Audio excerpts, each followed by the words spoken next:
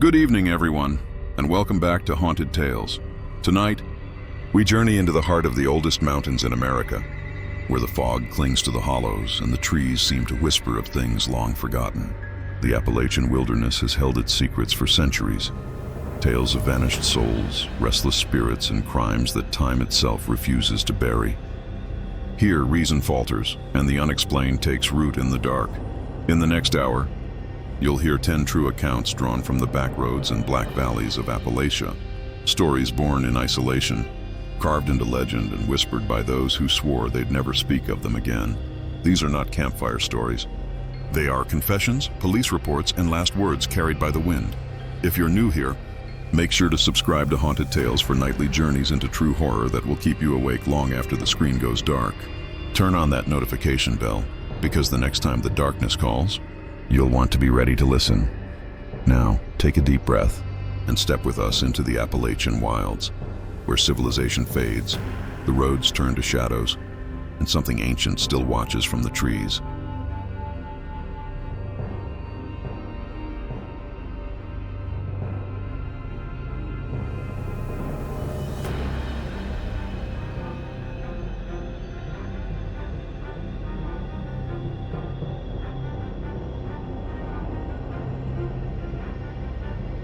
Route 250 winds through the dense heart of Randolph County, West Virginia, a road swallowed by pine and fog. For most travelers, it's a sleepy, scenic route between Huttonsville and Elkins. But locals will tell you, don't drive it after midnight in the rain. The first police report about the Weeping Woman came in the spring of 1963. A trucker named Harold Benton was hauling timber north when he radioed dispatch, his voice breaking through static. He said he'd seen a woman standing in the road, soaked to the bone, wearing what looked like a white dress. When he pulled over to help, she vanished. His headlights just passed through her. Benton's rig was found 2 miles down the road, engine running, driver's side door open. Benton himself was discovered the next morning, still alive but in shock, huddled against the guardrail, muttering over and over. She kept crying. She kept crying, and I couldn't find her face. The police chalked it up to exhaustion and weather hallucination. But the reports didn't stop. Over the next 5 decades, nearly a dozen similar calls came from the same 2-mile stretch. Always in heavy rain, always around midnight, always the same description. A woman in a torn white gown weeping beside the road. Locals say her name was Lydia Harrow, a bride-to-be from the nearby town of Beverly. The story goes that on the night of her wedding rehearsal, a flash flood swept through the valley. Her fiancé's car was washed off the bridge, his body never found. Lydia was last seen running into the storm, calling his name, her gown trailing in the mud. They found her body 3 days later, pinned beneath a fallen tree downstream. They buried her in the old churchyard near Huttonsville, but people say she never left Route 250. She's still looking for him. Truckers call that stretch the Widow's Mile. Some mark it on their maps. They know better than to stop when they see a figure on the shoulder. One of the most chilling accounts came in 1994. A long-haul driver named Donnie Rhodes was cutting through during a thunderstorm. His CB radio started crackling, not static, but a woman's voice, faint, almost drowned by the rain. She said, "Help me. Please, he's still out there." Donnie slowed the rig, scanning the roadside with his high beams. That's when he saw her. Barefoot, drenched, her dress clinging to her body. She turned toward him, lifting one trembling hand. He stopped, opened the cab door. The rain hit him like nails, but when he stepped down, there was no one, only wet footprints leading toward the woods and fading halfway into the ditch. 2 weeks later, Donnie's truck was found abandoned in a pull-off near the same spot. His wallet was still in the seat, engine off, headlights drained. Search teams scoured the area for days before finding him sitting under a tree, staring at the road. When they asked what happened, he whispered, "She knocked on my window. I looked in the mirror and she was sitting in the back seat." Donnie never drove again. He died 6 months later from heart failure. The coroner's note mentioned an unusual detail. His fingernails were packed with soil and pine needles, as if he'd been clawing at the ground. In 2003, the West Virginia State Police finally acknowledged what locals already believed. In a leaked memo, troopers were advised not to respond to visual apparitions or roadside disturbances near mile marker 187 unless accompanied by a secondary unit. The reason was never officially stated, but an anonymous officer later admitted to a Charleston journalist that dash cam footage existed. Footage that showed a white shape materializing on the shoulder, moving toward the cruiser, and then vanishing in a burst of static before the feed cut out. The footage was never released. Today, Route 250 remains active. It's a shortcut for night truckers, a scenic drive for the curious, and a graveyard for the unlucky. Every year, a few new stories surface. A motorist slams the brakes for a woman who isn't there. A lone traveler reports soft crying through a closed window. One 911 call from 2017 recorded a woman sobbing in the background, though the driver insisted he was alone. Locals say that if you hear her crying, keep driving. Don't slow down. Don't look back, because if you do, she might think you're him, and she'll finally stop waiting. Narrator, quiet, solemn tone. They say the mountains hold on to sorrow. Like fog in the hollows, it never really burns off. The weeping woman still walks Route 250 when the rain begins to fall. So if you ever find yourself driving that stretch, and the storm thickens around you, remember, the figure you see through the rain might not need saving. It might just be waiting for someone to notice, and once you do, she'll never let you leave that road alone. If you drive Route 250 today, you'll notice how the forest seems to close in tighter than it should. The trees lean over the guardrails like silent mourners. Even on clear nights, mist curls along the asphalt as though the earth is still breathing out the storm that took her. Locals say the air always smells like rain there, even when the sky is empty. For decades, the story of the weeping woman lingered mostly as a cautionary tale, something parents told their teenage drivers. But in 2012, a strange pattern reawakened the legend. That autumn, a string of accidents occurred within the same quarter-mile radius. All single-vehicle crashes, all drivers who claimed, before losing control, to have swerved for a woman in white. The first was a college student from Fairmont named Emily Ward, returning home after a late shift. She called her boyfriend at 12:47 a.m., her voice trembling. "There's someone on the road. I think she's hurt. I'm gonna stop." Then, silence. Her car was found nose down in a ravine 30 yards from the pavement, airbags deployed, headlights still on. Emily survived with only minor injuries, but her statement the next morning sent chills through the investigators. She told police she saw a drenched woman waving frantically in the middle of the lane. Emily slowed, rolled down the window, and the woman leaned close enough for the rain to hit her face. "She looked straight through me," Emily said, "like she was staring at something behind me." And then her mouth opened, but she didn't scream. It was like she was trying to breathe water. Emily said the woman's eyes were milky, and her skin dripped, even though it wasn't raining. The trooper listening to her account, Sergeant Keller, reportedly ended the interview early, his face pale. When another officer asked what was wrong, Keller said quietly, "That's word for word what Benton said in '63. Locals began avoiding the stretch altogether. The county tried posting additional signage and even added new guardrails, but the reports kept coming. Each storm brought fresh sightings, sometimes weeks apart, sometimes the very next night. In 2016, a retired road maintenance worker named Earl Matthews gave an interview to a regional podcast. He said he'd seen her twice, once when he was 19, and again nearly 40 years later. The first time he was with two other crewmen patching asphalt during a late spring downpour. They'd parked their truck under the bridge for shelter when they saw a pale figure drifting down the embankment.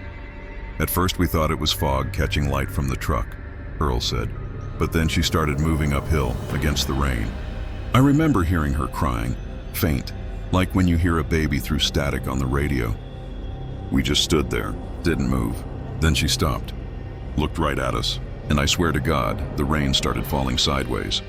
The crew fled, leaving their equipment behind. When they returned the next morning, they found the fresh asphalt had hardened with streaks across it, like something had dragged its fingers through the wet tar." The second sighting came in 2014, after Earl's retirement. He'd been driving home from Elkins, heavy storm ahead, when he saw her again. Same white dress, same motionless figure by the rail. "He didn't stop this time. I just kept driving," he said. "But the thing is, every time the lightning flashed, she was closer. Like she didn't walk, she just skipped forward between the flashes." Earl said when he finally passed the curb, the crying followed him in the wind for miles. Police dispatchers have a nickname for her now, Unit 17's Ghost. In radio chatter, it's code for false alarm. But the older officers never respond alone. In 2019, a body camera clip surfaced briefly on an online forum before being removed. The footage was supposedly taken by a rookie trooper investigating an abandoned vehicle along Route 250 during a thunderstorm. The video showed his flashlight beam sweeping the guardrail and catching what looked like a translucent figure standing in the runoff, arms reaching upward. The trooper shouted, stumbled backward, and the clip cut out. The department never confirmed its authenticity, but the voice that echoed just before the feed ended, faint, distorted, seemed to whisper, "He's still out there."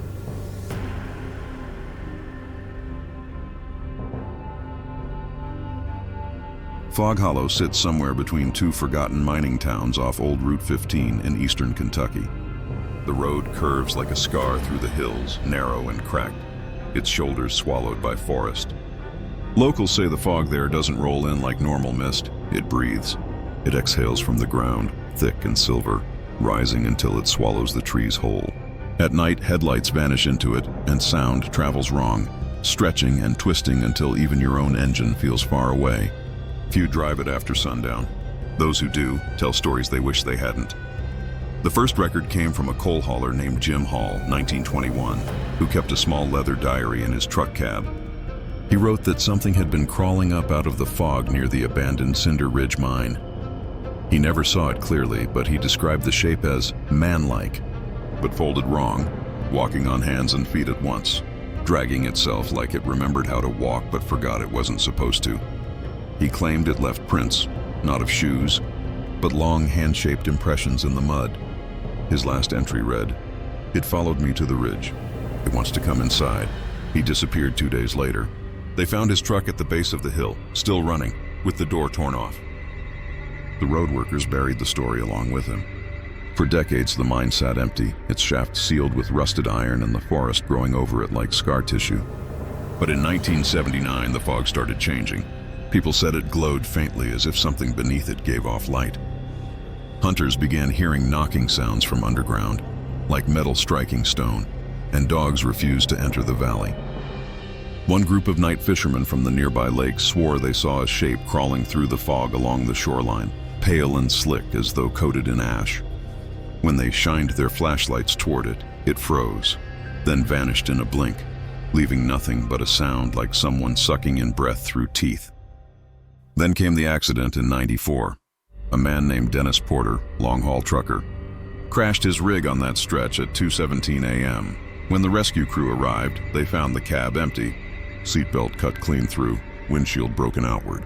They followed a trail of blood and muddy handprints down toward the hollow. Halfway down, the print stopped. The fog was so thick they could barely see their boots. One rescuer said he felt something move beside him. Not a person, but the weight of something on all fours, keeping pace. When they turned the flashlights, there was nothing, but the sound of breathing filled the mist. Heavy, wet, slow. They called off the search at dawn. Dennis Porter's body was never found. Locals built their own theories. Some said it was a mutated miner, trapped underground after a collapse, warped by years of gas and darkness. Others whispered it wasn't human at all, that the mine had opened something older.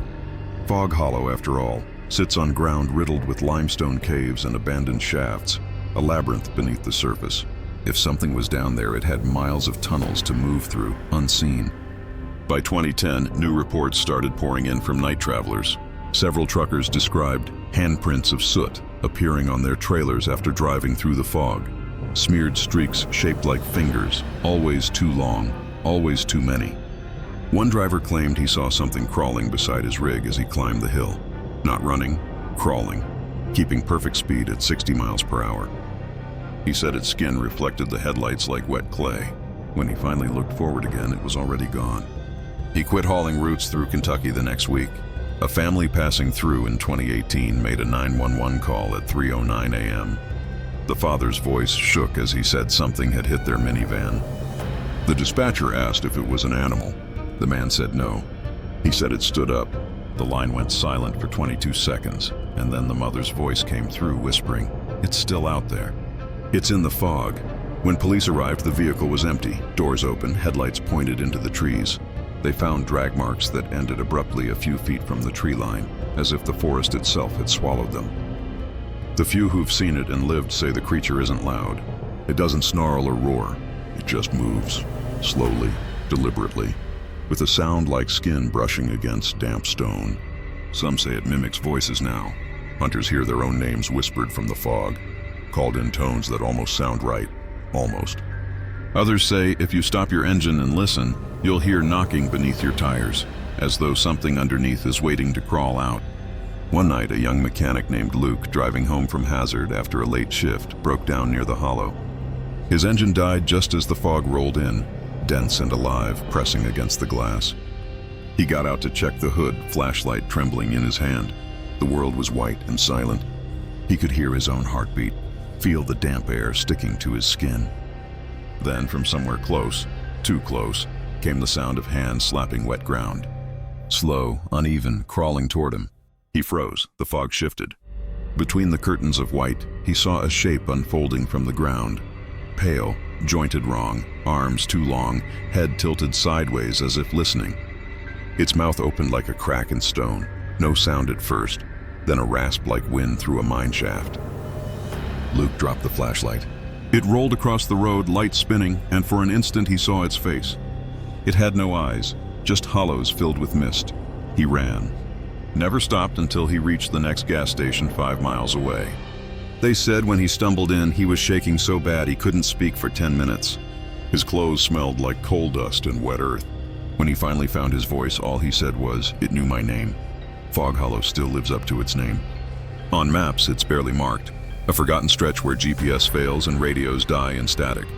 Locals swear if you drive it after midnight, you'll see lights flickering in the mist, like lanterns swinging in tunnels that no longer exist. Some think it's just swamp gas.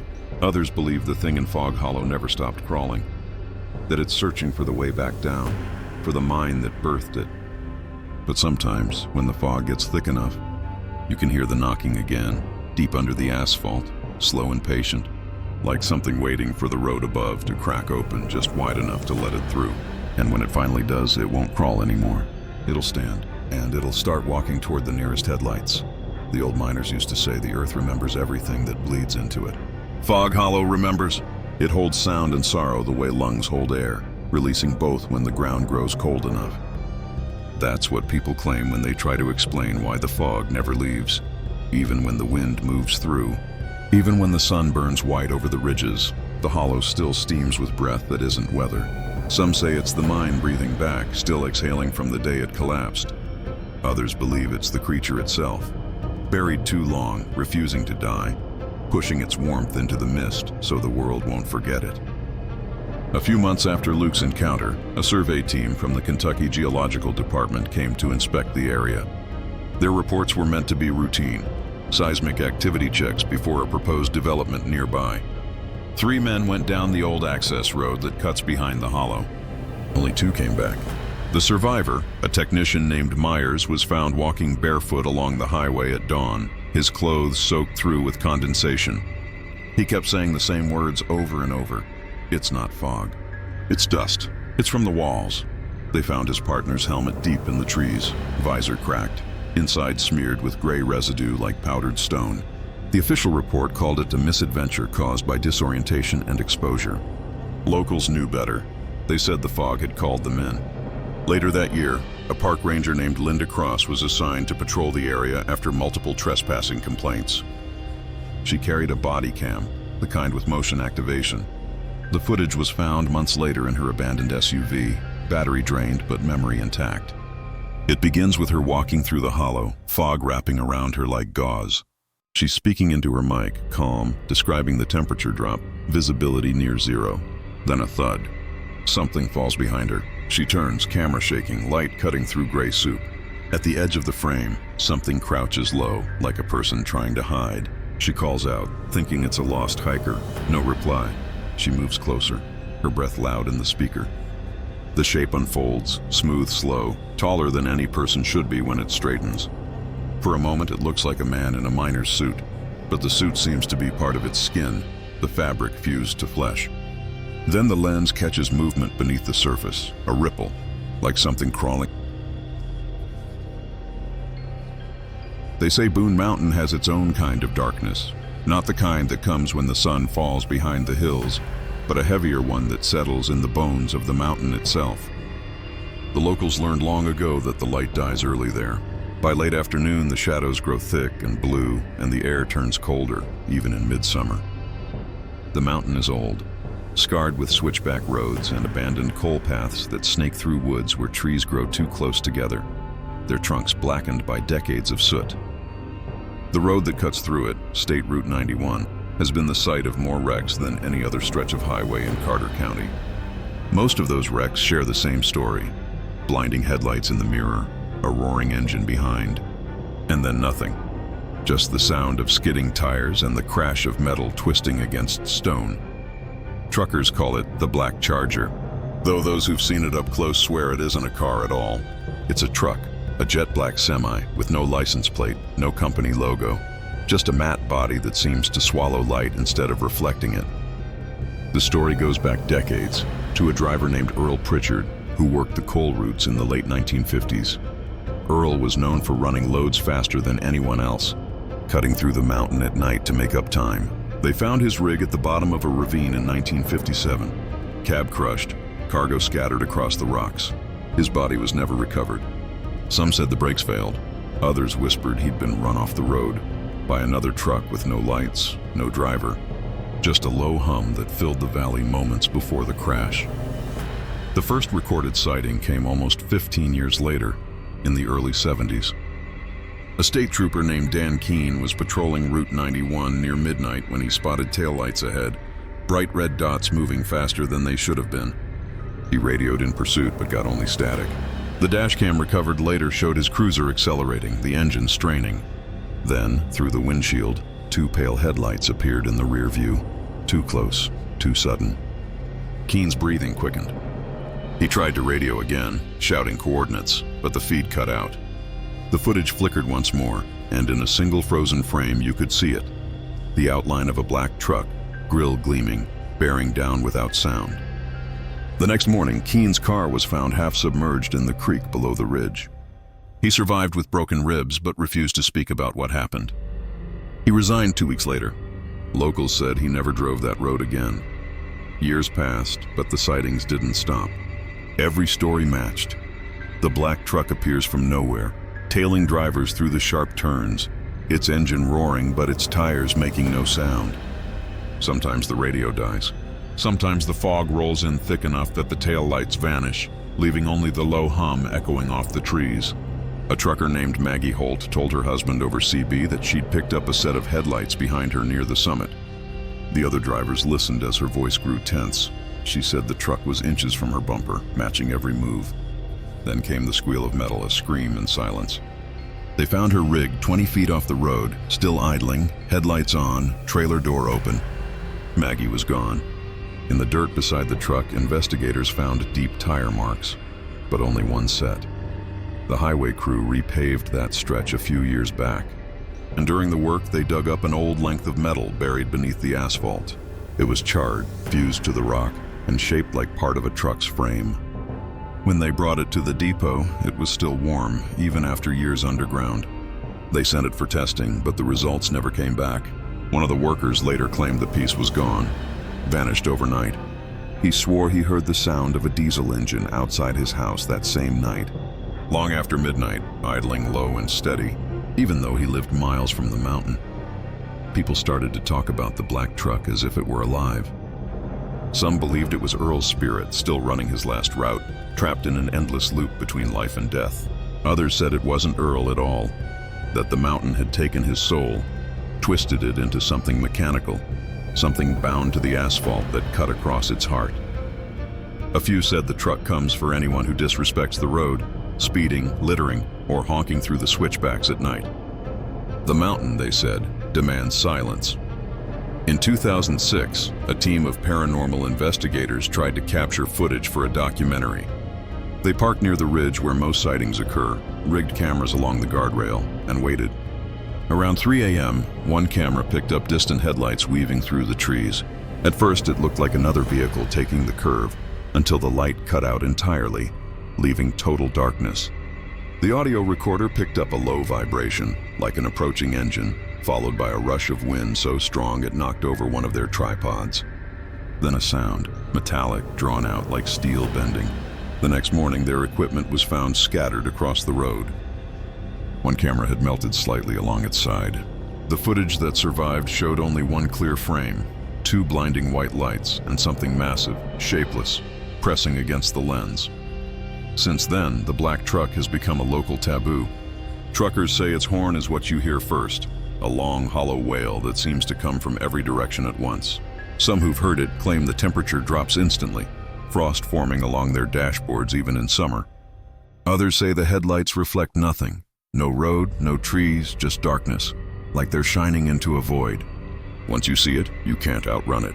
It follows you through every bend until the lights disappear, leaving behind the faint smell of diesel and burnt rubber. One winter night, a father and his teenage son were driving through Boone Mountain after visiting family. They'd heard the stories, but didn't believe them. Around the third turn, the son noticed a pair of lights behind them, distant, low, moving fast. The father checked his mirror, frowned, and muttered something about an aggressive driver. But when he tapped the gas, the lights closed in instantly. They filled the mirror, so bright they turned the inside of the car white. Then the horn blared. The boy screamed. The father swerved to the shoulder, tires kicking gravel. But when the car stopped, the road was empty. The lights were gone. So was the sound. Only the engine idled, and the smell of diesel hung thick in the cold air. When they looked behind, they saw something carved into the frost of their rear window. 3 letters traced by a finger. EP, no one drives Boone Mountain at night anymore if they can help it. Truckers reroute through Johnson City or wait until dawn. The fog still clings to the ridge, and on windless nights, the sound of an engine hums low through the valley, steady, patient, circling. Sometimes headlights appear far off down the curve, glowing white, sliding closer with impossible speed, only to vanish again just before the bend. They say if you stop on that road and listen, you can still hear the clatter of chains and the hiss of brakes from a wreck that never stops happening, over and over, buried deep in the mountain's dark heart. And if you wait too long, you'll see 2 lights bloom behind you, blinding too close. By the time you realize they're not reflections, it's already too late, because the black truck doesn't chase you. It waits, hidden in the turn, idling in the fog, until your headlights meet its own. And then the mountain takes what it's owed. When winter gave way to spring, the rains came hard across Boone Mountain, carving trenches into the slopes, loosening stones that had been buried since the mines shut down. Locals said the mountain was restless again. The blacktop on Route 91 cracked in long, thin veins, as if something beneath it were pushing upward, testing the surface. Each storm brought new wrecks, single-car rollovers, trucks jackknifed against the guardrail, drivers who swore they'd seen lights behind them right before losing control. The county blamed slick roads. The locals blamed the truck. A mechanic named Curtis Dempsey owned the only tow service within 30 miles. He'd been pulling wrecks off that mountain for 20 years and said he'd seen everything that road could do to a man. One April night, he got a call about a stranded vehicle near the Boone switchback. The driver, a woman passing through from North Carolina, reported a black semi that had appeared out of nowhere before her car shut off completely. By the time Curtis arrived, fog had rolled in thick as wool, headlights scattering uselessly into white nothing. He found her car on the shoulder, hazard lights blinking, the engine dead. The woman sat inside, trembling. The window cracked only an inch. When he asked what happened, she said the truck had pulled alongside her, close enough for her to see the rivets along its door, but the cab was empty. No driver, no shadow, just the wheel turning on its own. She said it kept pace with her for a mile before sliding ahead and vanishing into the fog. Then her car stalled. Curtis hooked up the tow line quick, uneasy in the quiet. He said later the air smelled wrong, sharp, like overheated metal, and his flashlight beam kept catching on something behind the mist, a dull shape that shifted when he moved. When he climbed into his cab to leave, he saw fingerprints in the condensation on his rear window. Not 5, but 10. 2 sets of hands pressed side by side, as though someone had leaned against the glass from the outside, watching.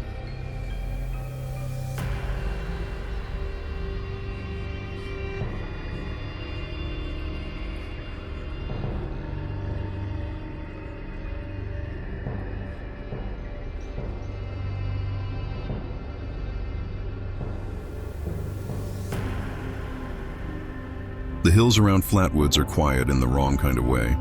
The kind of quiet that presses on your ears, that swallows footsteps and smothers breath. Locals say the trees there hum after dark, not from the wind, but from something older, something that's been listening longer than anyone's been alive. Flatwoods has always carried stories like seeds in its soil, strange lights, sudden sickness, voices echoing from the woods long after everyone's gone home.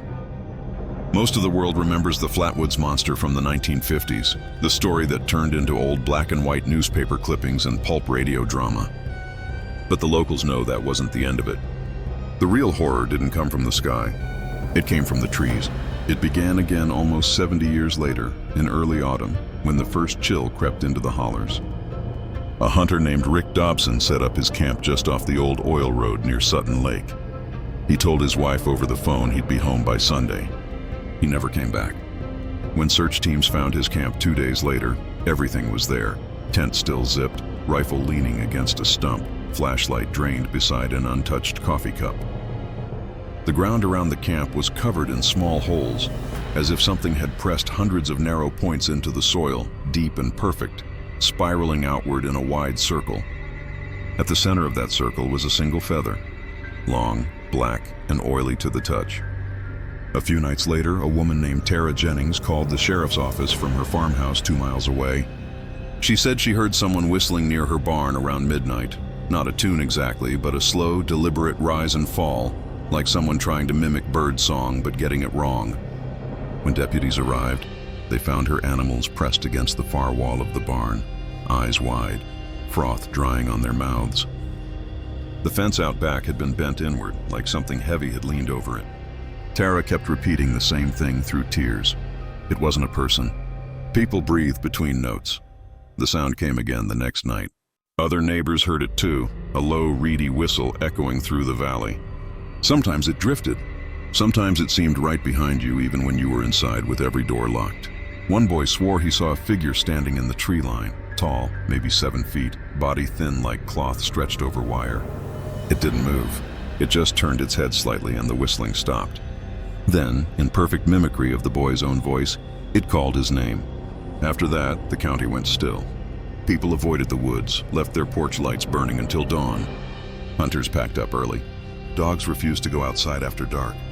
But there were more disappearances.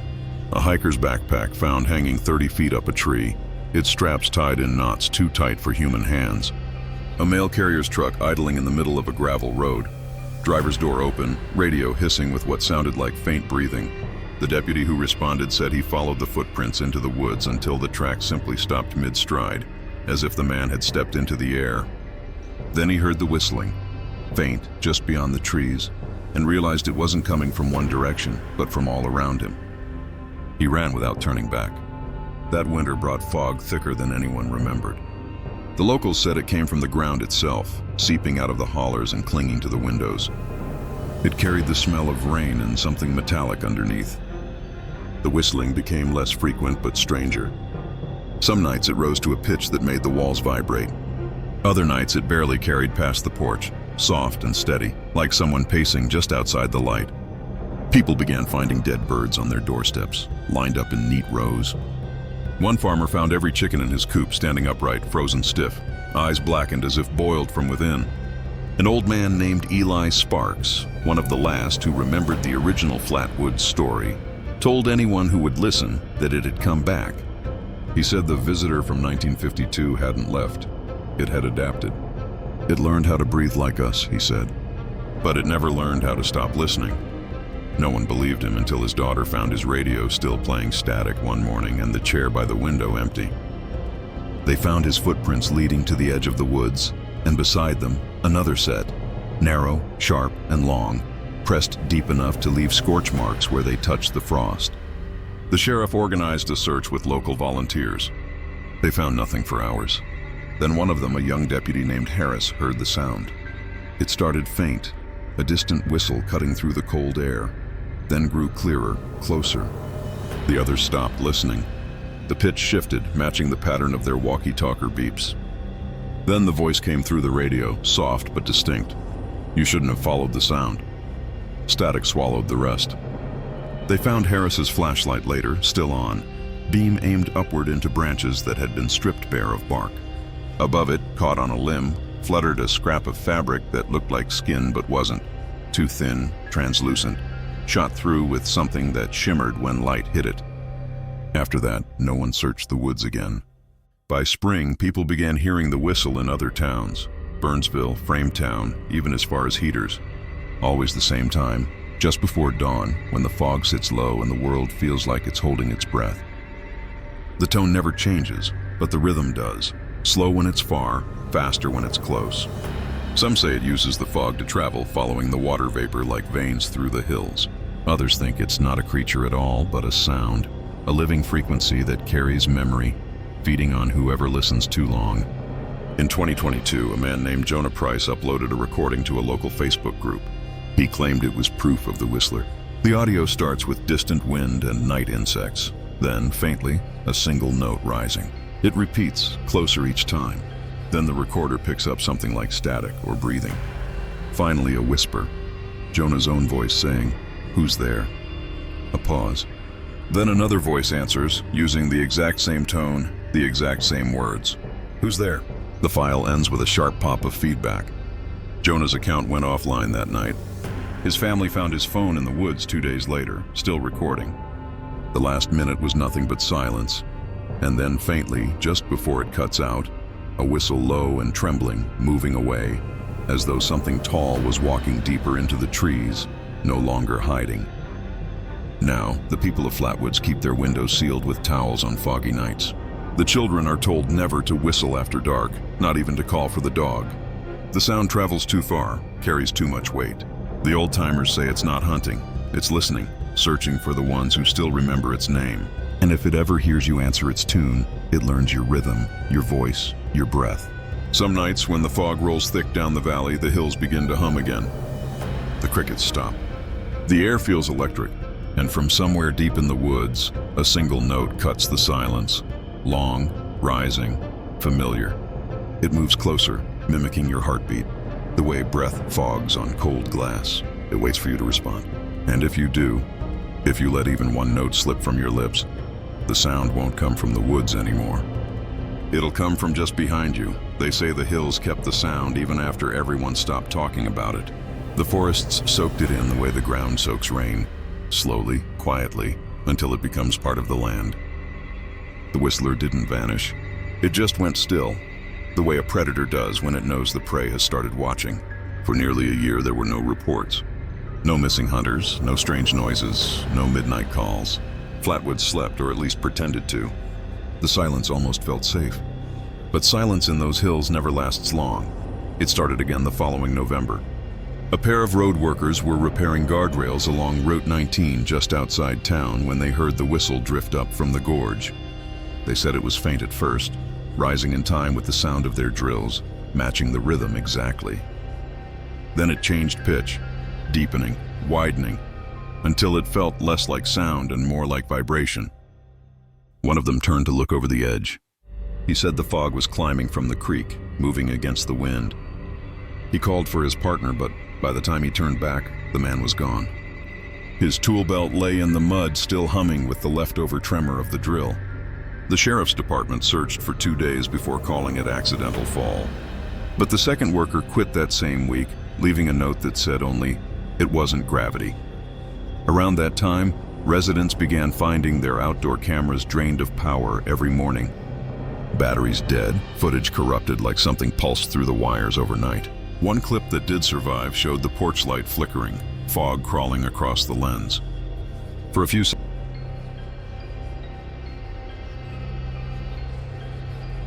Old Mill Road doesn't show up right on the GPS anymore. It forks off from Highway 64 somewhere between Lenoir and Taylorsville, but the signs have all been taken down. The asphalt is cracked, lined with trees that lean too close, their branches interlocking overhead like they're trying to keep something in rather than out. People who've lived there long enough don't drive it after sundown.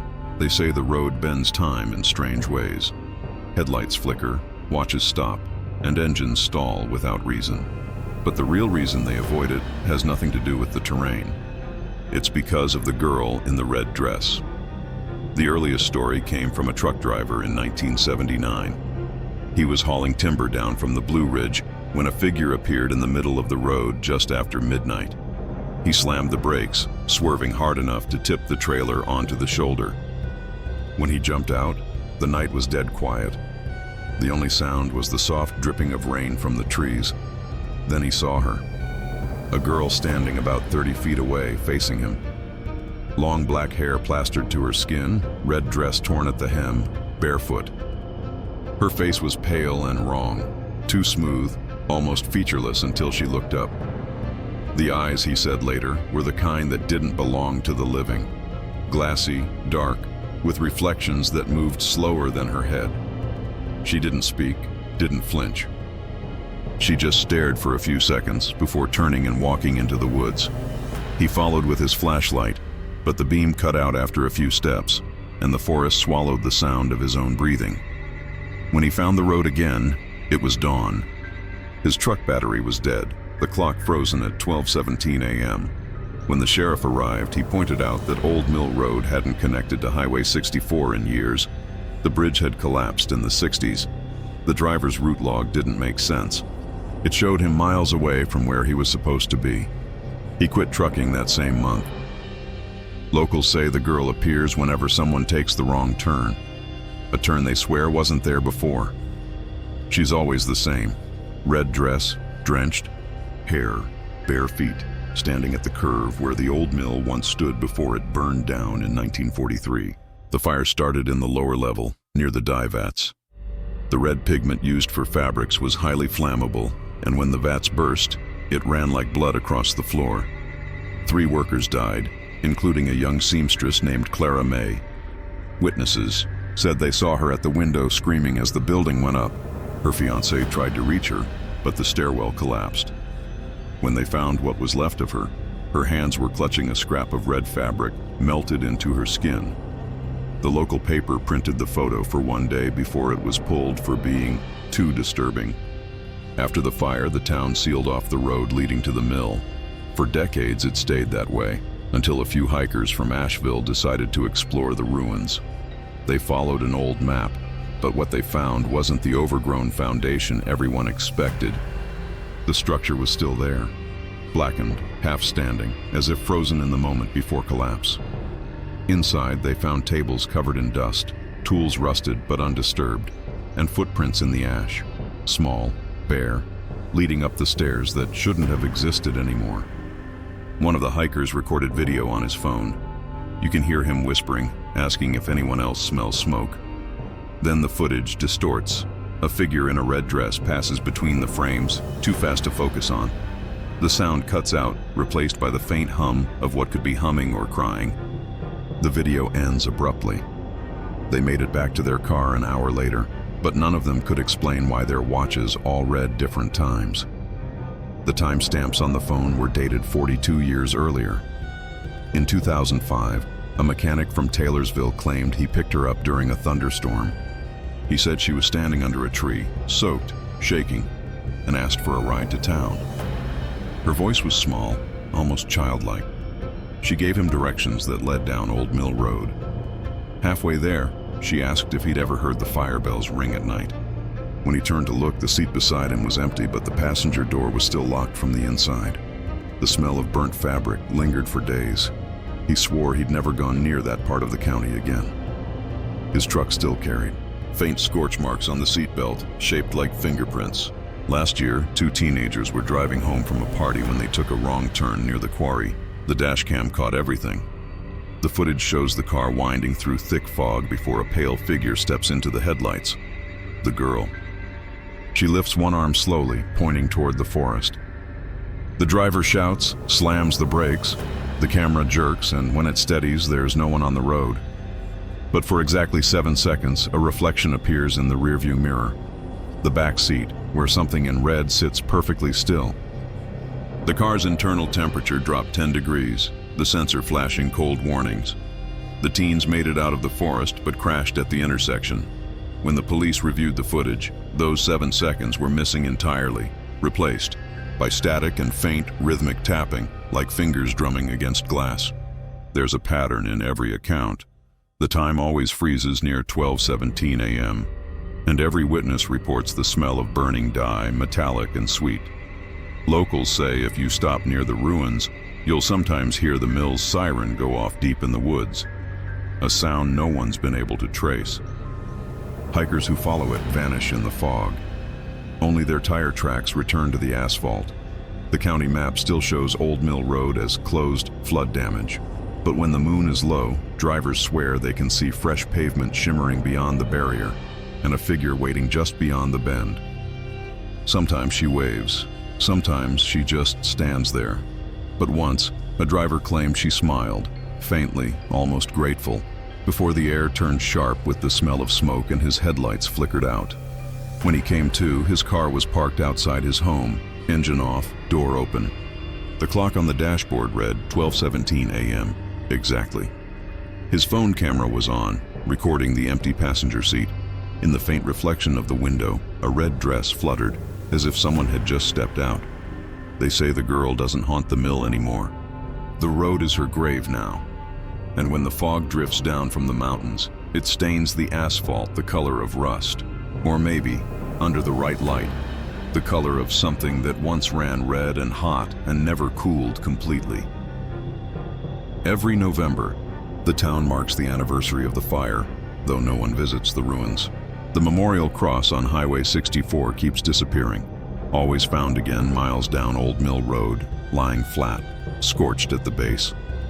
The sheriff's office still takes the occasional call, a driver reporting a girl walking alone in the dark. The officers never find anyone, but sometimes, when the radio static clears, dispatch catches a single voice cutting through. A young woman's, trembling, saying the same words over and over. "It's too hot. Please get me out." And then nothing but the sound of distant bells, ringing from somewhere that shouldn't exist anymore. For months after the last sighting, Old Mill Road stayed quiet again. The fog grew lighter and the nights felt almost normal. But the peace in places like that is never real. It's a pause, the kind that comes right before something starts breathing again. Around March, new calls began coming into the sheriff's office. Static-filled 911 recordings, all from drivers who claimed to be lost somewhere between Taylorsville and the Ridge. Each call ended the same way: silence, followed by a soft humming in the background. When technicians cleaned the audio, they found the same faint melody under everyone. A woman's voice humming the rhythm of an old hymn called "Bringing in the Sheaves."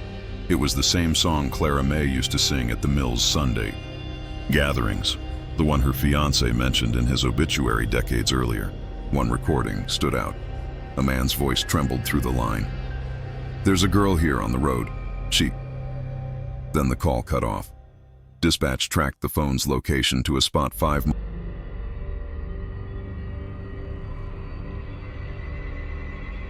Blue Hollow sits deep in the belly of Kentucky, a valley the sun barely reaches, shadowed by limestone ridges and forests so dense they swallow echoes. The old mining road still cuts through it, narrow and crumbling, its yellow lines long faded into gray. Locals say if you drive that stretch at night, keep your eyes off the tree line and your windows closed, because sometimes, just beyond the headlights, a dim orange glow will appear, swaying steady, like someone walking the shoulder with a lantern. They call him the Lantern Man, and they say if you see him, don't stop, don't slow down, and for God's sake, don't look at his face.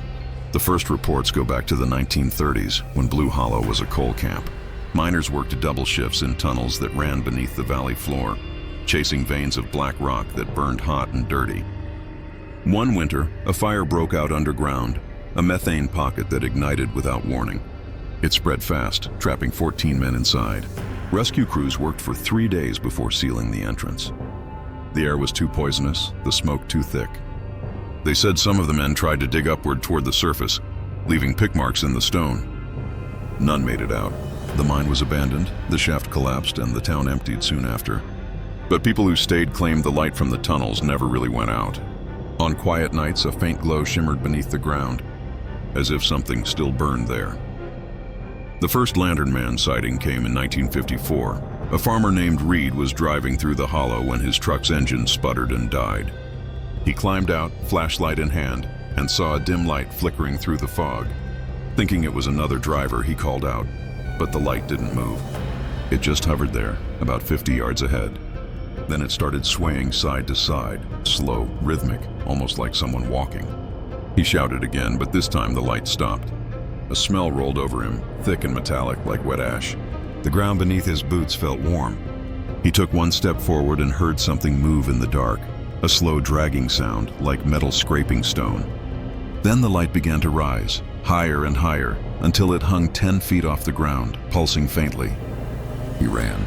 When he reached the top of the hill, he looked back one last time. The light had followed him to the edge of the road, hovering still, and in its glow, he swore he saw a face, charred black, eyes hollow, mouth wide open as if still trying to scream. He told the sheriff the next morning, but they chalked it up to fog and fatigue. A week later, his barn burned down. No sign of lightning, no accident they could find. In the ash, investigators found a lantern, melted into the floorboards. Reed swore he'd never owned one. Over the years, the sightings multiplied.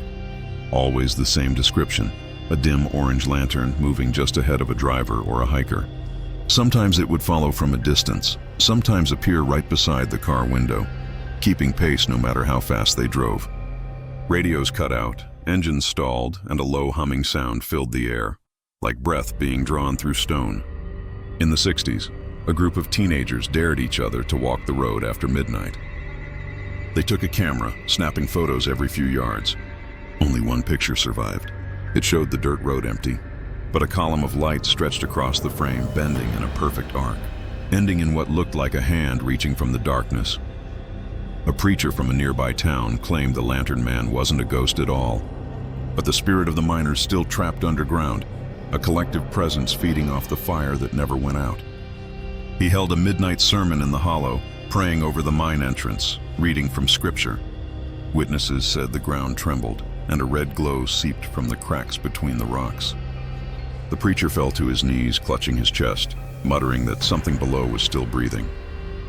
He left town 2 days later, his voice completely gone. In 1987, 2 highway workers were surveying the area for a new route. They pitched camp near the old mine's rim. Their last radio check was logged at 10:13 p.m. The next morning, their tent was empty, coffee still warm, lanterns missing. Search teams found their tracks leading down toward the sealed shaft. At the bottom was a hole burned through the concrete, circular, smooth, like glass. The air that came out was hot enough to melt plastic. Their gear was found 2 miles away, arranged in a neat circle around an unlit lantern. The metal frame was fused shut as though it had been in a furnace. The sheriff sealed the site again, this time with rebar and concrete. But that didn't stop the light. By the early 2000s, truckers began reporting it on their CB radios, a faint signal that broke into their frequency late at night. Always the same, a man's voice whispering coordinates, followed by static. Then the sound of something tapping, metal against metal, slow and deliberate. One driver said he followed the voice out of curiosity, thinking it was another truck in distress. The road wound down into the hollow, fog thick as smoke. Then the light appeared, swaying ahead of him. He tried to brake, but his pedal went soft. The truck coasted forward until the light vanished. When he stepped out, the road behind him was gone, just open dirt and the black mouth of the forest. He turned back toward his cab and saw a lantern hanging from his mirror, glowing faintly. The handle was too hot to touch. When the sheriff found him hours later, he was sitting in the cab, eyes wide, hands clutching the wheel. The lantern had melted through the metal hood. Locals who live near Blue Hollow say the ground there hums on certain nights, a vibration you can feel in your teeth. Birds won't roost on the trees, and the grass grows in strange spirals, black at the edges. Some claim the fire that killed those miners never stopped. It just moved deeper, burning slow, turning the earth beneath into a furnace that breathes. The lantern man, they say, is the one who found his way out, or maybe the one who was left to wander while the rest burned. His light isn't meant to guide, it's meant to lure.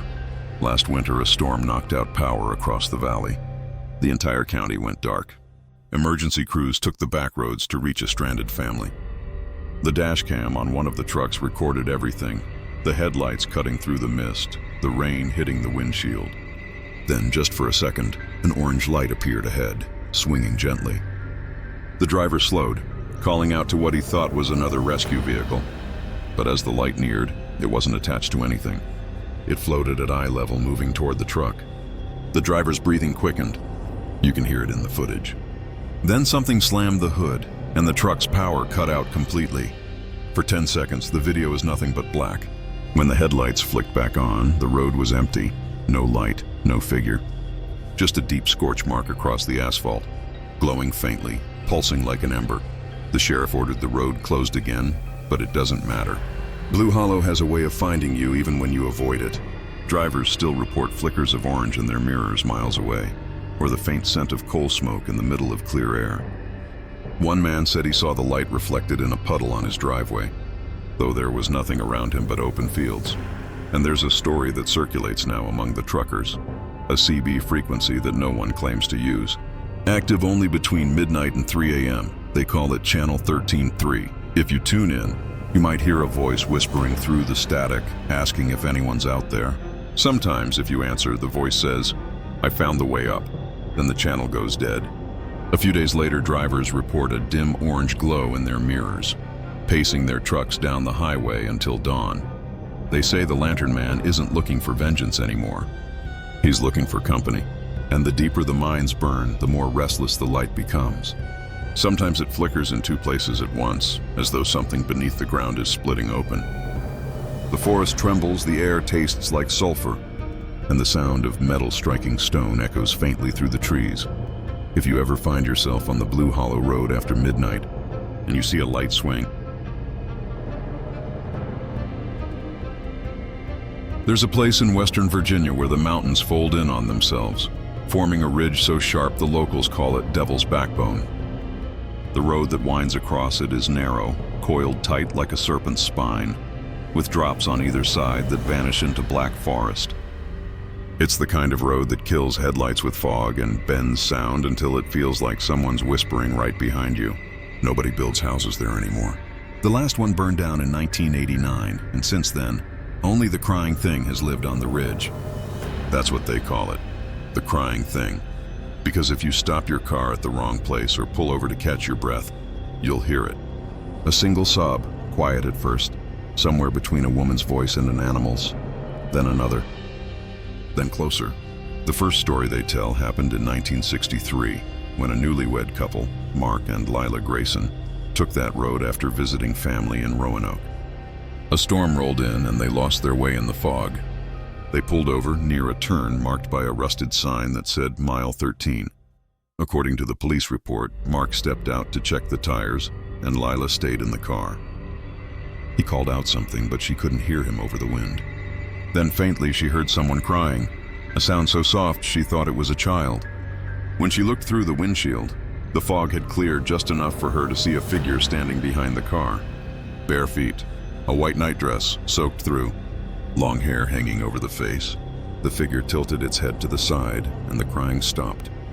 Then the fog rushed back in like breath. When the police found the car the next morning, the doors were open, headlights still on. Lila was gone.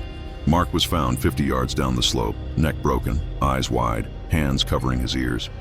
The report said the ground around him was wet, though it hadn't rained for hours. Over the decades, more stories piled up. Always at night, always near Mile 13. A hiker once found a clearing with a ring of stones in the center, burned black. He swore he saw footprints leading in circles, barefoot, small like a child's, but only one set. He followed them until the air turned heavy and the woods went silent. Then he heard it, soft crying, no direction, no echo. He dropped his flashlight, and when he picked it up again, the beam caught a pale shape between the trees.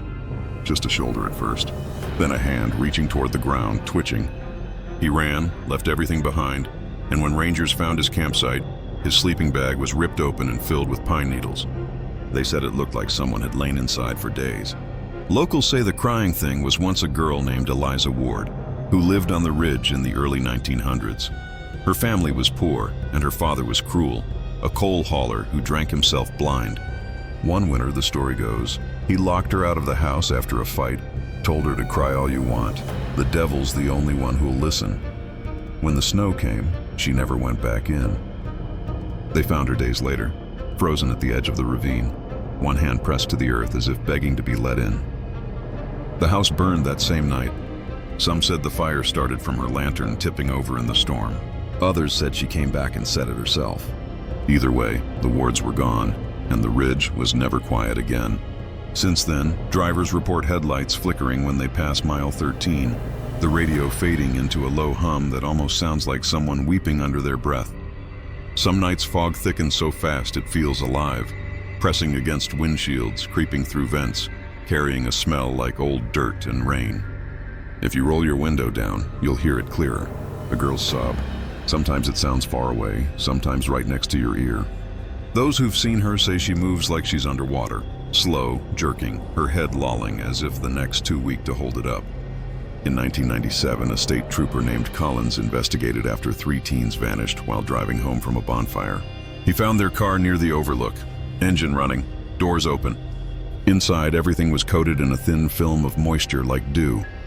The windshield wipers moved on their own, scraping across glass that wasn't wet. Collins called for backup but got only static.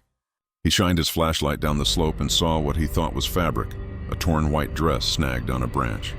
When he climbed down, he found it wasn't fabric at all but skin. A full layer, smooth and colorless like something shed. The air smelled sweet, almost like lilacs.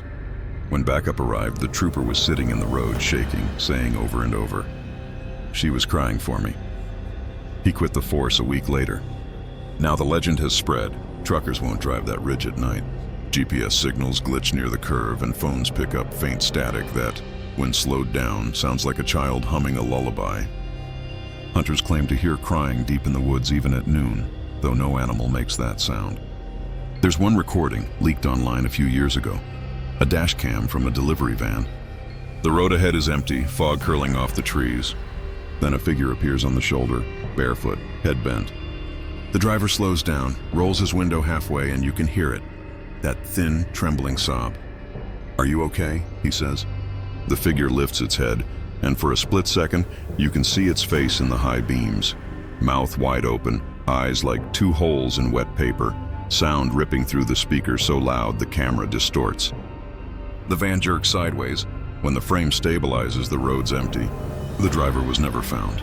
Some people say she's still looking for her father. Others think she's looking for warmth, something to take her out of the cold. But there's another theory, that she doesn't cry out of sadness anymore.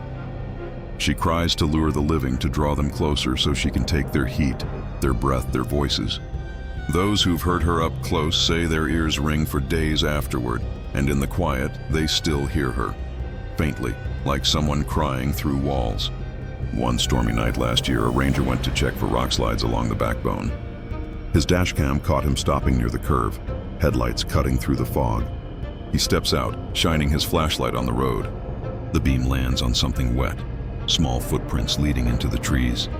The audio picks up a faint sound. Crying, he whispers, "Hello?" and moves forward. The flashlight flickers once. Then the sound shifts, from soft sobs to gasping, wet breathing. The light jerks wildly and the last frame shows a white blur rushing toward the camera. The feed cuts.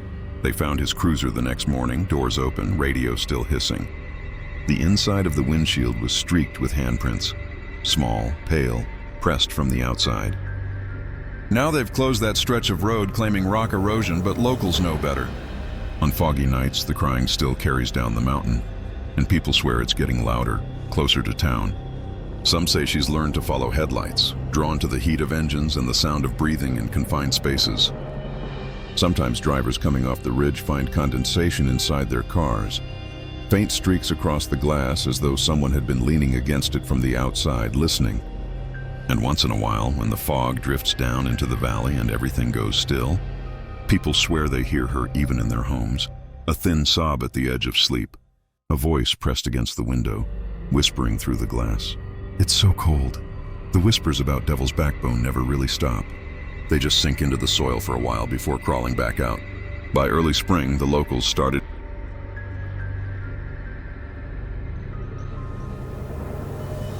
somewhere along County Road 77 in rural Iowa, between 2 cornfields that stretch farther than headlights can reach, there's a patch of land where nothing grows. No one remembers when it first appeared. Some say the soil turned black after a crop duster went down in 1979. Others whisper it was older than the town itself. a wound the earth refuses to heal. Locals call it the humming field because of the sound. You don't hear it right away. At first it's just silence. That deep, open country kind of silence that feels heavier than noise. Then, if you stand long enough, the air begins to vibrate, low and steady, like something buried just beneath the surface is alive and breathing. The story starts with a farmer named Dale Whitlock. In the summer of '92, he was working late, mending a fence near the edge of his property when he heard it. That hum, steady and soft. He thought it was a generator or a swarm of bees, but when he checked, there was nothing. The sound didn't come from any direction. It just was. He said it made his bones feel hollow. The next morning, his dog was gone. The tracks led straight into the black soil of the humming field, then stopped. No drag marks, no signs of struggle, just clean earth pressed flat, like something had swallowed the ground around each paw print. A week later, Dale started getting headaches. He complained that every time he closed his eyes, he saw the field. Not how it looked, but how it sounded. People thought he was losing it until the same thing happened to a boy named Aaron 2 months later. He and his friends had been playing around the field at dusk, daring each other to step inside. They said the soil felt warm like skin, and the deeper you walked, the louder the hum got. When Aaron reached the center, his friends swore they saw the air shimmer around him, like heat off asphalt. Then he just dropped. Not collapsed, dropped straight down, like the ground had opened beneath him. They ran screaming back to town. Search teams combed every inch, found no hole, no body. Just the same even stretch of black dirt, humming softly under their boots. The field became a ghost story after that. People avoided it, but sometimes curiosity wins. Truckers stopping off the highway would park nearby, step out to stretch, and catch the hum in the distance. Faint, rhythmic, hypnotic. A few even described hearing it inside their heads, like a thought that wasn't theirs. The sound was said to change the longer you listened. First a vibration, then a tune. Faint, repetitive, almost like a lullaby. But there are no words in it. Just that low, endless melody that feels older than the wind. In 2003, an audio engineer from Des Moines named Rachel Ellison came to investigate after reading about it online. She brought recording equipment and camped near the site for 3 nights. Her journal, recovered later, described the sound's effect. The hum isn't mechanical. It's tonal, harmonic, layered, like multiple voices breathing in unison. Sometimes it syncs with my heartbeat. Sometimes it changes pitch when I speak. On the 3rd night, her recorder captured something new. Just past midnight, the frequency shifted. Beneath the hum, another sound emerged. Faint, like whispering. You couldn't make out the words, but it rose and fell like conversation. Then for 3 seconds, a clear voice broke through. It was her own, whispering, "I can hear you." She was found the next morning lying at the edge of the field, eyes open, mouth full of dirt. No heartbeat, but no sign of trauma. Her equipment still worked, but the recording from that night had been overwritten by static. Not white noise, a continuous tone, smooth and steady, perfectly pitched at 432 Hz. Engineers who analyzed it said it was almost too pure to be natural. Locals claim that after Rachel died, the hum got louder. Farmers miles away began hearing it in their silos, tractors, and even water pumps. The sound moved like it was searching for something. Birds avoided the sky above the field, flying wide arcs around it. And small animals found near the edges were sometimes missing eyes but not eaten, as if something had taken what it needed. The grass surrounding the patch grew in perfect circles, bending outward, away from the soil. No wind, no hands, just that slow curve, like the field was breathing. A few years later, a man named Carl Benton set up a wind turbine less than a mile away. Within a week, the blades began spinning at random, even without wind. The hum resonated through the metal, shaking the ground so hard his house cracked along the foundation. He called it a pulse, said it came every night around 2:17 a.m. He recorded one session before leaving the property for good. On the tape, you can hear the low hum building for nearly 2 minutes, then a voice whispering under it. Multiple voices, layered together, saying something that sounds like, "Come down." The turbine stopped working the same night. The next morning, he found the field had expanded by 6 feet. Satellite photos show the dark patch spreading slowly each year, swallowing the edge of the cornfields. It's subtle, almost like erosion, but farmers swear it moves in deliberate lines, forming patterns that look like spirals when seen from above. Crop dusters won't fly over it anymore because their altimeters go haywire, and pilots report hearing the hum even thousands of feet up, faint but unmistakable, threading through their headset audio. There's an old story buried deeper, older than the town. The Winnebago people spoke of a singing ground, a place where the earth carried the breath of the dead, a place not to walk when the moon was new. They said the soil there remembers sound, that the voices of the buried don't fade but echo through the roots until the land itself hums with their memory. Some elders said the humming field sits exactly where an old burial site once was, plowed over, forgotten, silenced, until the silence itself began to sing, and there are witnesses even now. A truck driver heading to Cedar Rapids last winter called 911, his voice shaking, claiming the road ahead was vibrating. He said the lights from his cab flickered with the hum, flashing in rhythm like a heartbeat. The operator told him to pull over. He said he couldn't, that his hands wouldn't move. The recording lasts 7 minutes, the sound building beneath his voice until it drowns him out. The last thing you can hear before the line goes dead is a faint whisper. "I'm listening." His truck was found idling on the side of the road, door open, radio still on. The frequency dial had spun to static, 432 hertz. Now no one lives within 2 miles of the field. The ground near it shakes sometimes lightly as if something deep below is stirring. Travelers still claim to hear the hum when they pass by on windless nights, like the sound is reaching up from beneath their tires. Some say if you stop your car, turn off the engine, and breathe slow enough, the hum matches your pulse. It syncs with your heartbeat until you can't tell where you end and it begins. A boy once dared his friend to sleep in the field for a night. He didn't come back. They found him sitting cross-legged at the center, eyes open, calm. He was humming the same tone, steady, perfect, and when they moved him, the hum didn't stop. It came from the soil beneath him, pulsing in time with his chest. His body was warm for days afterward, long after the coroner took him away. They say the humming field grows louder each decade, that someday it'll spread across all of County Road 77, filling the air with its endless tone. And when that happens, maybe it won't be humming anymore. Maybe it'll be speaking, or maybe it's already been speaking, and we just haven't learned to listen. Because if you stand there long enough, if you let the vibration climb through your bones and settle behind your eyes, the sound starts to form words, slow, patient, human. There's a narrow, winding road cutting through the woods outside of Charleston known as Pine Ridge Road, a forgotten stretch that locals avoid after sundown. It's the kind of place where trees lean in close like eavesdroppers, where the asphalt has cracked and buckled under decades of neglect, and where cell service dies the moment you pass the rusted bridge out sign.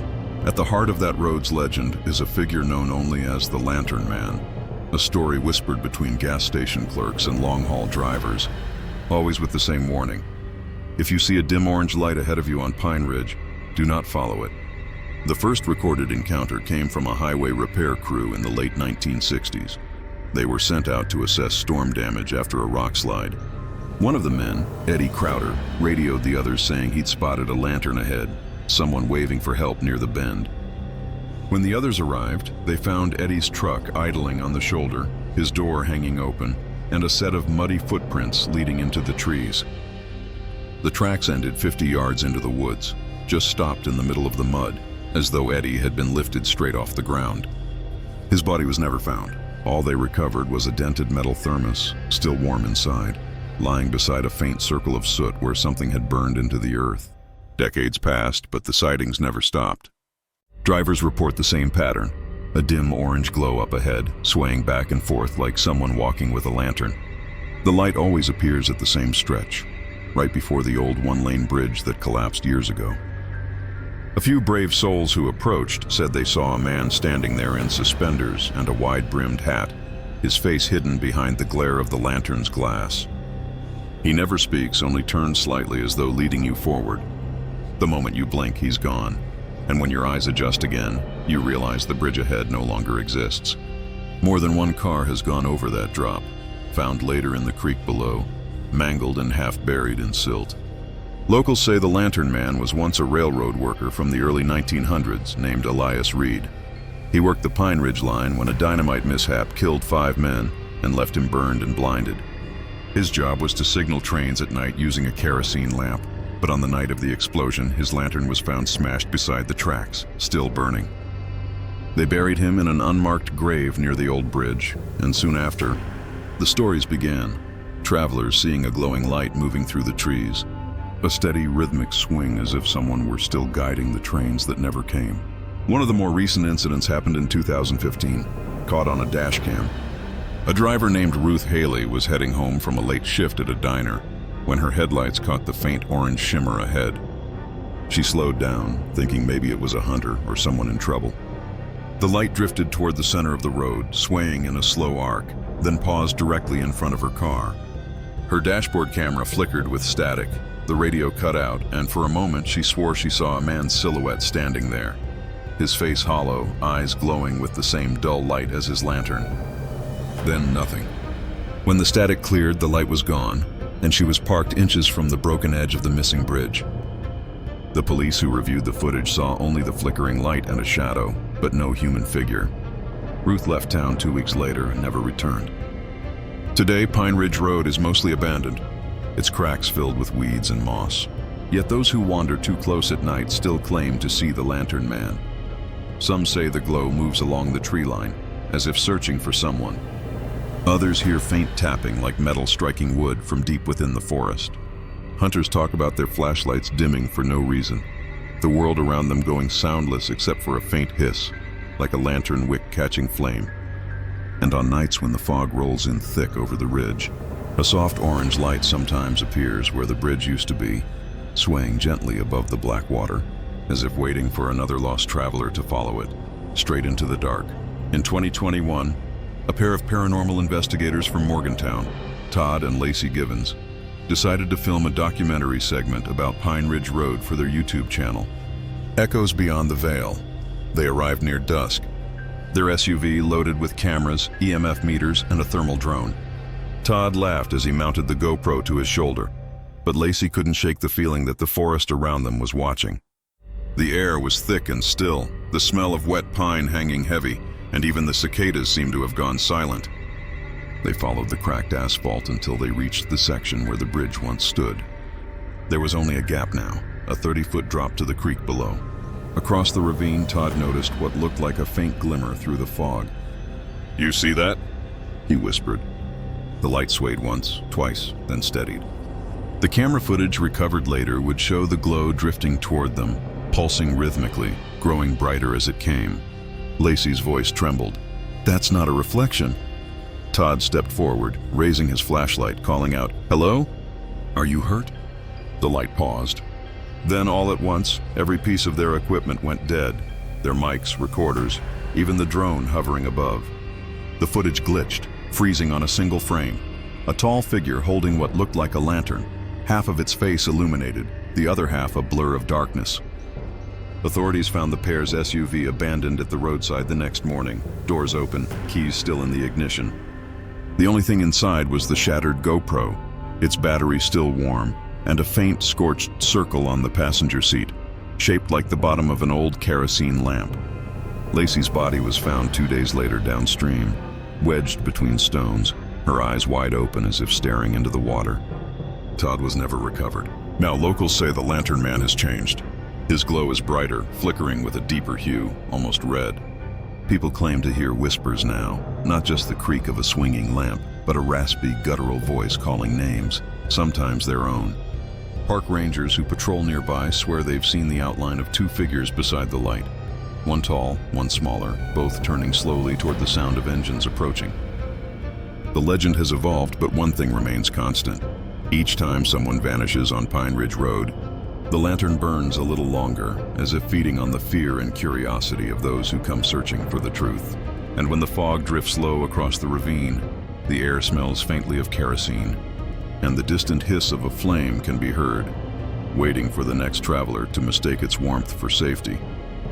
Locals say that when the fog grows thick enough to muffle even the crickets, you can hear the Lantern Man pacing the ravine, slow, deliberate steps on gravel, boots scraping stone, the faint clink of metal against glass as if he's adjusting his lantern.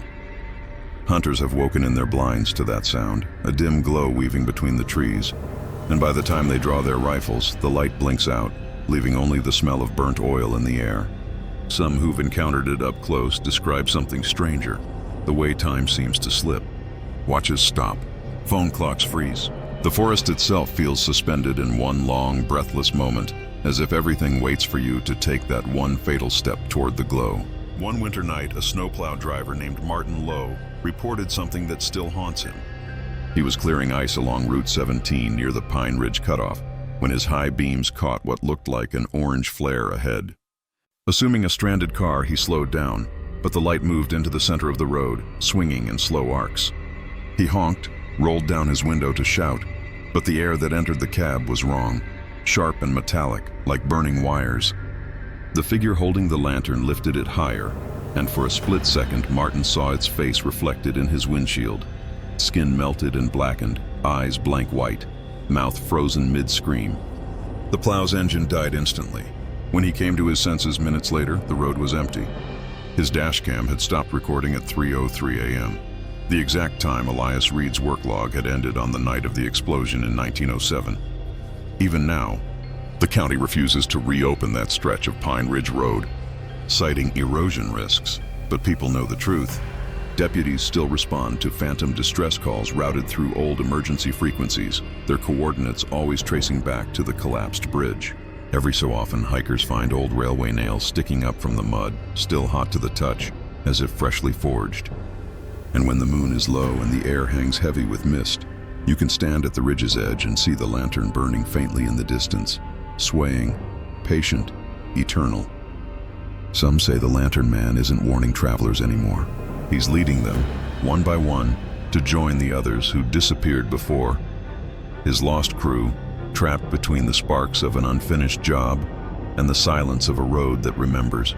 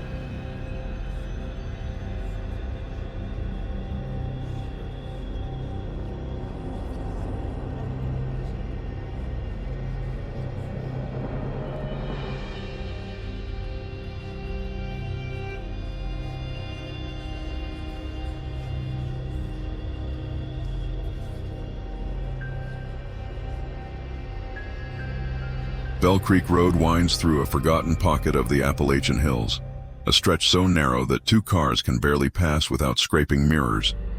The trees hang close here, heavy with moss, their branches twisting over the asphalt like skeletal arms trying to pull it back into the soil. Locals say the forest hums at night, a low vibration in the air that you don't so much hear as feel in your chest.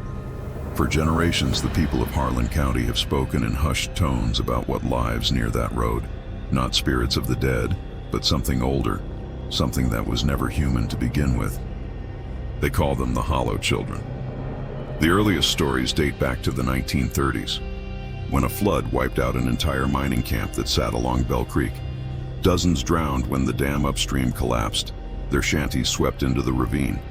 When the water receded, rescue teams found most of the bodies tangled in debris, all except the miners' families. The children, they said, had simply vanished.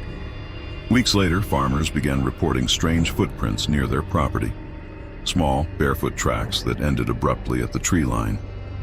One farmer swore he woke one night to the sound of giggling outside his window, soft and breathy, followed by fingernails tapping gently against the glass. Over the years, the legend evolved. Hikers claimed to see small figures darting through the fog, their outlines too quick, too pale. One woman who lived alone near Bell Creek said she found her porch covered in tiny handprints every morning after a storm, as if something had crawled up from the earth to peer inside. Hunters who ventured too far reported hearing children singing in the woods, off-key, repeating old nursery rhymes no one had taught for decades. When they tried to record it, the audio came back warped, voices overlapping, laughter bending into shrill static. In 1998, a man named George Willard disappeared while driving home from his night shift at a sawmill. His car was found on Bell Creek Road, lights still on, door open, engine running. The inside of the windshield was covered in condensation, except for 3 small handprints smeared across the glass. Prints too small for any adult. The sheriff's department closed the case, citing environmental exposure as the cause of death, but no body was ever recovered. Locals whispered that the hollow children had taken him. There's a story told by an EMT who responded to that call, though he never put it in his report. He said that while waiting for backup, he heard someone crying near the creek bed. He followed the sound with his flashlight, and there, half submerged in the mud, he saw a child. Pale skin, long wet hair. The boy didn't blink, didn't shiver, just stared up at him and whispered, "You shouldn't have come." When the EMT stumbled back, the figure slipped beneath the water without a ripple. Since then, Bell Creek Road has become something of a dare among teenagers, a midnight test of courage. Most go and come back laughing, their only reward a shaky phone video of the fog. But a few haven't been so lucky. In 2016, 3 friends from Harlan High recorded themselves walking the road after dark. Their footage, later found on one of their phones, showed them joking, teasing each other, until the tone shifted. The camera caught faint movement behind them, shapes low to the ground, moving on all fours. One of the boys muttered, "Did you hear that?" Before the audio cut out completely. The phone was discovered days later, wedged in a tree stump beside the creek, still recording, battery drained. The last frame shows a blurred image of a child's face, eyes entirely black. Mouth open too wide, a streak of water running down its cheek like it was crying mud. Today, even during the day, Bell Creek feels wrong. The air carries a damp, sweet smell, like decay and river silt. Travelers report their car radios picking up faint singing as they approach the bridge, a lullaby with no source. Hunters leave offerings of toys or candy at the edge of the woods, hoping to appease whatever still lingers there. And sometimes, when the fog grows thick enough to erase the road from view, drivers say they see small figures standing on the shoulder, still, silent, their heads tilted slightly as if listening. If you stop long enough to roll your window down, you might hear them too, a chorus of faint voices rising from the dark creek bed, whispering your name in perfect unison.